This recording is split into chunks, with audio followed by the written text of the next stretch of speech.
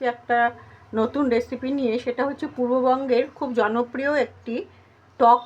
সেটা আমি কিভাবে করছি ভিডিওর মাধ্যমে দেখাচ্ছি। প্রথমে প্রেসার কুকারটা গরম করে নেবেন। আমি তেল ছাড়া এটি করি। সর্ষে ফোড়ন দিয়ে দিলাম। সর্ষেটা একটু ফুটে উঠুক, তারপরে এই উপকরণগুলো আমার লাগবে। মিষ্টি কুমড়ো ডুমো ডুমো করে কেটে ধুয়ে রেখেছি, মিষ্টি আলু, আর এখানে দেব কাঁচা আম। এই উপকরণগুলো দিয়ে আমি টকটা রান্না করতে চলেছি।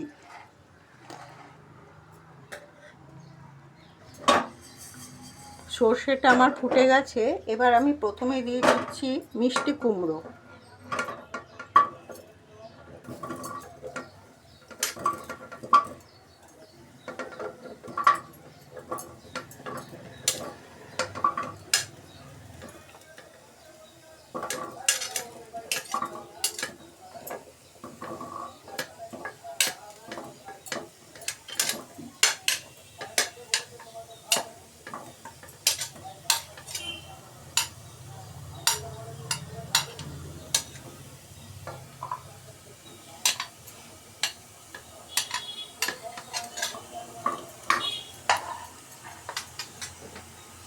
এবার দিয়ে দিচ্ছি সামান্য একটু জল।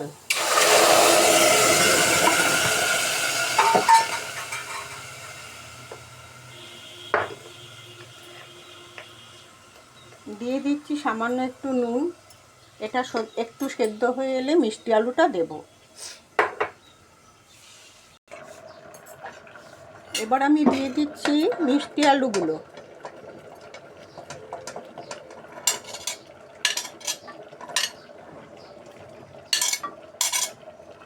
সবশেষে দেব আম।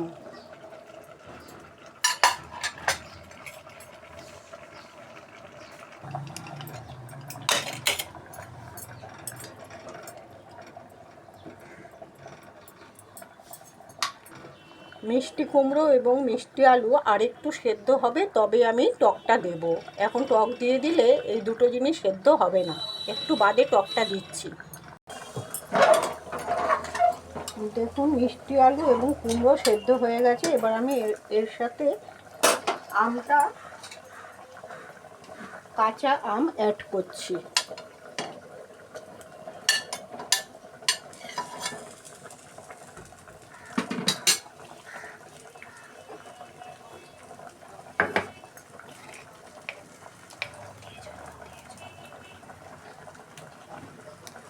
আর দিয়ে দিন একটু নুন।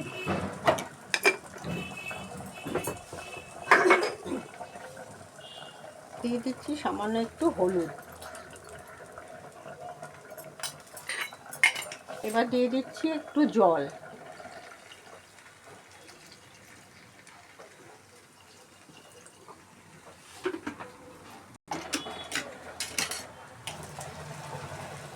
এবার আমি দিয়ে দিচ্ছি এতটা পরিমাণ চিনি, এই বাটিটার হাফের একটু বেশি।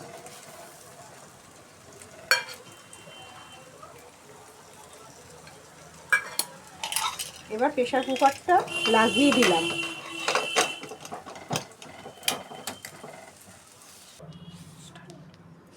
আমি আমার ভিডিওটা আজ এখানেই শেষ করছি। আমি ঢেলে দিয়েছি প্রেসার কুকার থেকে, ঠিক এমনটি হবে।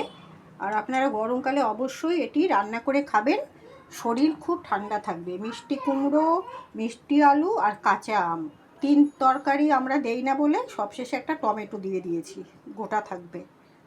আর একটা দুটো কাঁচা লঙ্কা দেবেন, কাঁচা লঙ্কা সুন্দর একটা ফ্লেভার আসবে। আমি আমার ভিডিওটা আজ এখানেই শেষ করছি। সবাই ভালো থাকবেন। নমস্কার।